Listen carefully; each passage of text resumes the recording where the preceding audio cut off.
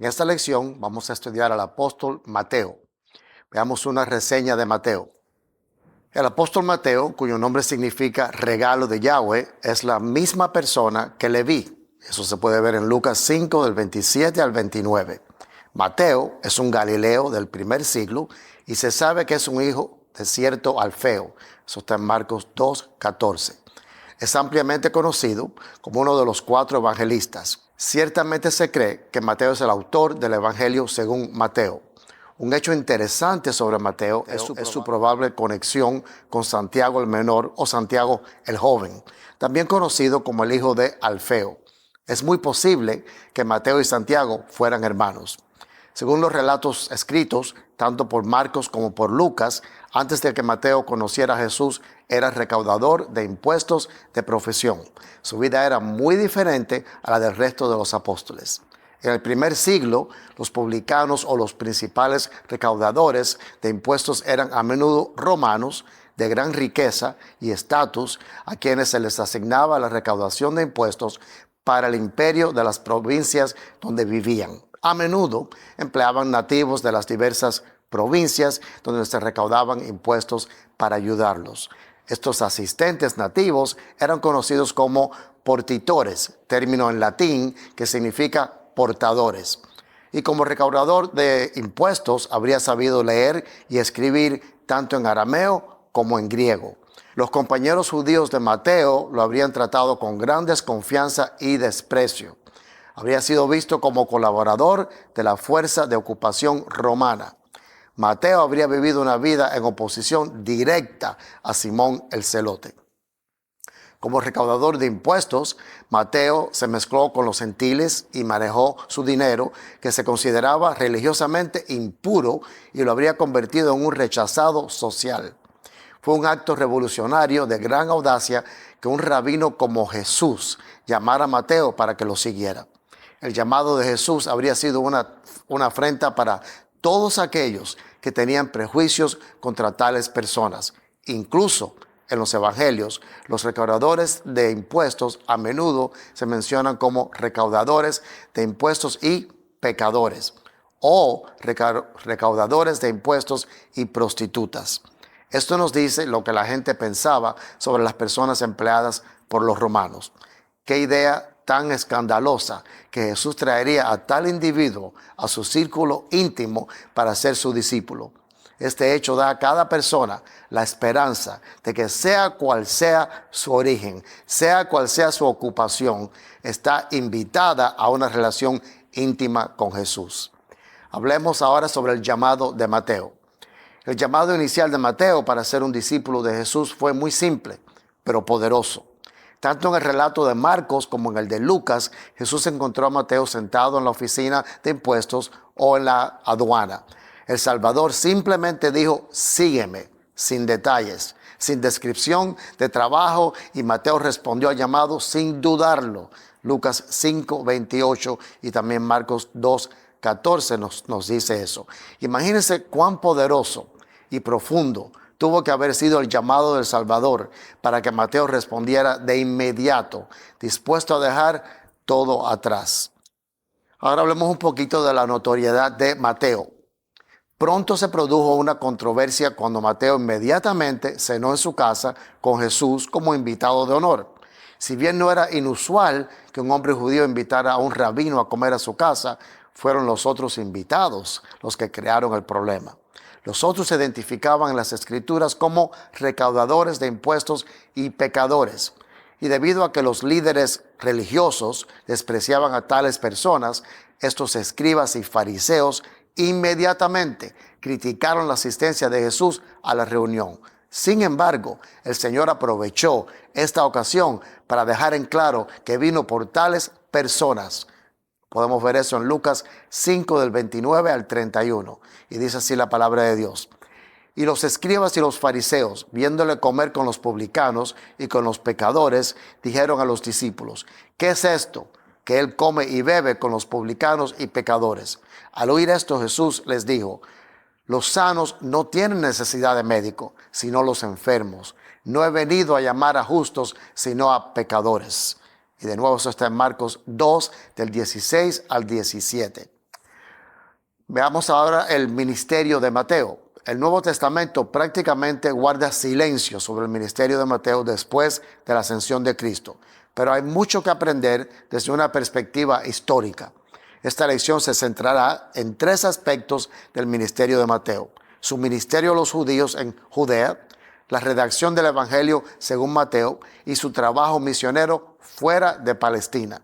Comencemos con su ministerio en Judea. El registro del Nuevo Testamento indica que Mateo fue un discípulo de Jesús. Más tarde fue elegido como uno de los 12 apóstoles. Mateo fue testigo presencial del Señor resucitado al ver la ascensión de Jesús. Después de Pentecostés, parece que Mateo respondió inmediatamente al llamado de Jesús para ser su testigo. Dice la palabra de Dios: pero recibiréis poder cuando haya venido sobre vosotros el Espíritu Santo, y me seréis testigos en Jerusalén, en toda Judea, en Samaria y hasta lo último de la tierra. Eso dice Hechos 1:8. La palabra griega traducida en este pasaje como testigos es martus, de donde el idioma español obtiene la palabra mártir. Jesús esencialmente estaba diciendo: seréis mártires para mí. Profundas palabras. Mateo respondió de inmediato al llamado de Jesús, enfocando su ministerio inicial en Judea. Tanto Ireneo como Clemente de Alejandría, quienes fueron padres de la iglesia primitiva, afirmaron que Mateo estaba activo en la predicación del Evangelio a la comunidad judía en Judea antes de aventurarse a llevar el Evangelio a las ovejas perdidas de la casa de Israel, las tribus perdidas, y a las naciones del mundo. Dado que el ministerio de Mateo parece tener sus raíces en Judea, tiene sentido que su evangelio tenga un sabor decisivamente judío. Su libro, compuesto en algún momento entre los años 50 y el 70 después de Cristo, es en muchos sentidos el más judío de todos los relatos de los evangelios. Vale la pena señalar que al menos 11 veces Mateo escribió: esto fue para que se cumpliera lo dicho por el profeta. Con una audiencia judía, bajo la inspiración del Espíritu Santo, el objetivo de Mateo era mostrarles que Jesús era el cumplimiento de las promesas de los profetas del Antiguo Testamento sobre el Mesías, no solo un gran maestro y profeta. Puede que sepan esto, pero es una creencia común que el Evangelio original, según Mateo, fue escrito en el idioma sirio-arameo. Acercándose al primer siglo, el arameo había reemplazado en gran medida al idioma hebreo entre los judíos comunes en Palestina. Esto significa que Jesús habría hablado en arameo. Este era el lenguaje común de las personas judías en ese tiempo.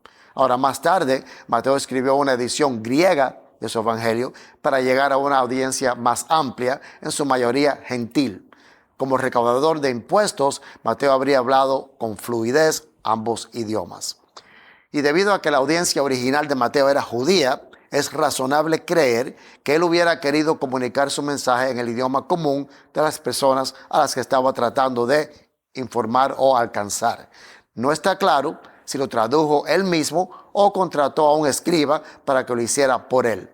Lo que está claro es que se aseguró de que su evangelio fuera escrito en ambos idiomas. El prominente padre de la iglesia del siglo II, Ireneo, afirma: Mateo también publicó un evangelio escrito entre los hebreos en su propio dialecto, mientras Pedro y Pablo predicaban en Roma y ponían los cimientos de la iglesia. Eusebio, alrededor del 325 después de Cristo, cita a Papias alrededor del 100 después de Cristo, quien aparentemente conoció personalmente a Mateo, diciendo que Mateo compuso una versión aramea de los oráculos del Señor. Si han visto la película La Pasión de Cristo, pueden ver que los subtítulos del diálogo están en arameo. Era el lenguaje común del tiempo de Jesús. Si bien nunca se ha encontrado ningún texto arameo temprano del Evangelio de Mateo, hay suficiente evidencia entre los padres de la iglesia primitiva para indicar que tal edición sí existió, pero se perdió a medida que la iglesia gentil crecía y la edición griega se hacía más general. Después de la resurrección, gran parte del ministerio de Mateo se pierde en la niebla de la contradicción. Quiere decir que no estamos seguros de lo que pasó con Mateo. Las referencias sobre Mateo se encuentran en Hechos 1:10, 14, y luego el apóstol Mateo no se vuelve a mencionar en el Nuevo Testamento. Es bastante seguro que su ministerio fue para los judíos en Palestina durante unos 15 años después de la crucifixión, resurrección y ascensión de Jesús, después de lo cual hay muy poca evidencia documentada sobre los viajes de Mateo. A partir de ese momento, uno debe confiar en la tradición de la iglesia y en los datos legendarios para averiguar a dónde lo llevó el ministerio de Mateo. Aunque la mayoría de los autores antiguos no están de acuerdo en cuanto a los lugares en los que Mateo pudo haber predicado, casi todos están de acuerdo en que viajó a Etiopía y quizás a Persia, posiblemente comenzando en su asociación con Tomás.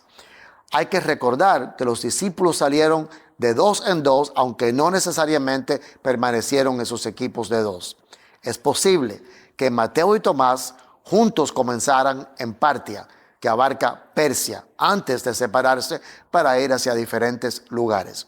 La estadía de Mateo en Etiopía no fue un accidente. Creo firmemente que los pasos de un buen hombre son ordenados por el Señor Jesús. Quiero que vean en el mapa que tienen en sus notas el camino recorrido por este apóstol desde el norte del mapa hasta Etiopía, la parte más al sur. Este apóstol conscientemente estaba actuando en obediencia al mandato original de Jesús, que él y sus compañeros apóstoles deberían ir primero a las ovejas perdidas de la casa de Israel. Mateo 10:6 confirma eso. Si bien algunos argumentarían que este mandato ya no estaba en vigor después de la resurrección, es posible que Mateo estuviera motivado para ir a Etiopía principalmente debido a su búsqueda de una tribu perdida de sus compatriotas. Se ha convertido en un hecho bien conocido que hay una población significativa de judíos etíopes que todavía existen en la nación hoy en día. No hay evidencia de que el mandato original dado por Jesús se considerara cumplido en el momento de la resurrección y su ascensión. Los judíos, a menudo conquistados, estaban dispersos por todo el imperio romano y más allá, y parecía ser el deseo de los apóstoles, incluido Mateo, llegar primero a su propio pueblo. Incluso Pablo, que reclamaba el apostolado aparte de los 12 originales, practicaba la costumbre de llevar primero el evangelio a las sinagogas y luego a los gentiles en las áreas donde evangelizaba. Por lo tanto, no es difícil imaginar que Mateo estaba igualmente motivado para ir a Etiopía a encontrarse con sus hermanos que estaban dispersos allí. Veamos ahora el martirio de Mateo. En cuanto al tema del martirio del apóstol Mateo, una vez más, hay desacuerdo y no mucha evidencia documentada. Algunos incluso han puesto en duda si fue martirizado en absoluto, alegando que murió de muerte natural. Entre los escépticos está Heracleón, un gnóstico del siglo II, citado por Clemente de Alejandría como dudoso de que Mateo fuera realmente martirizado. Sin embargo, todos los demás padres de la iglesia fueron unánimes en ese hecho de que murió por su fe. Una vez más, debemos confiar en la tradición para informarnos sobre la muerte de Mateo. La historia creíble y más relatada se conoce como Pseudo-Abdias e involucra al rey de Etiopía.